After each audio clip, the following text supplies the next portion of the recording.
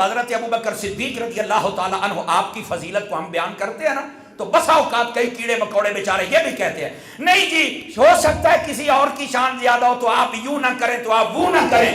میں نے کہا بیٹا جب فضیلت کا مسئلہ ہو یہ تو رب نے بتا دیا ہے کہ حق بیان کیا کرو.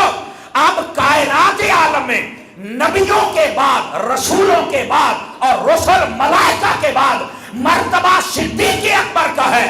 اگر کوئی اس کا خلاف کرے گا تو ہمارا حق بنتا ہے کہ ہم مسئلے کو کھول کے بیان کریں. اور یہاں پر یہ بھی سن لیں اکیلی فضیلت نہیں بلکہ افضلیت مطلقہ یہ حضرت سیدنا صدیق اکبر رضی اللہ تعالیٰ آپ کو حاضر ہے. تو یہ مسئلہ بیان کرنا یہ مزاج کو ہم نے یہ قرآن مجید برہان رشید سے لیا ہے. اور اسی طرح 4 کتابیں ہیں نا مشہور, ویسے تو صحائف اور بھی ہیں, 4 کتابیں مشہور ہیں تورات زبور انجیل اور قرآن. اگر کوئی کہے کہ باقی کتابیں افضل ہیں تو کیا آپ مر جائیں گے؟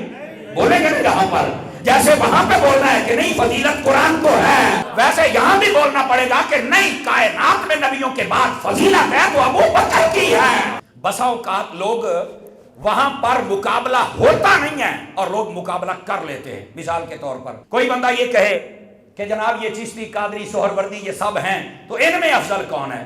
تو علماء فرماتے ہیں مفتی احمد یار خان نعیمی رحمۃ اللہ تعالی علیہ آپ نے اس بات کو واضح فرمایا ہے جب مسئلہ افضلیت و فضیلت کا تو وہ بتانا چاہیے لیکن بسا اوقات وہاں پہ مسئلہ ہوتا نہیں لوگ بنا لیتے ہیں. جیسے قادری چشتی سہروردی یہ جتنے مطلب سلاسل ہیں تو کہتے ہیں جناب ان میں مقابلہ کرو. تو کیا مقابلہ کرنے کی ضرورت ہے؟ مفتی احمد یار خان نعیمی نے مواعظ شریف کے اندر بڑا خوبصورت جملہ لکھا. فرمایا یہ سارے دریا ہیں اور نکلے سمندر سے ہیں, اس سمندر کا نام مصطفیٰ ہے. تو فرمایا تم تو سارے ادھر جا رہے ہو.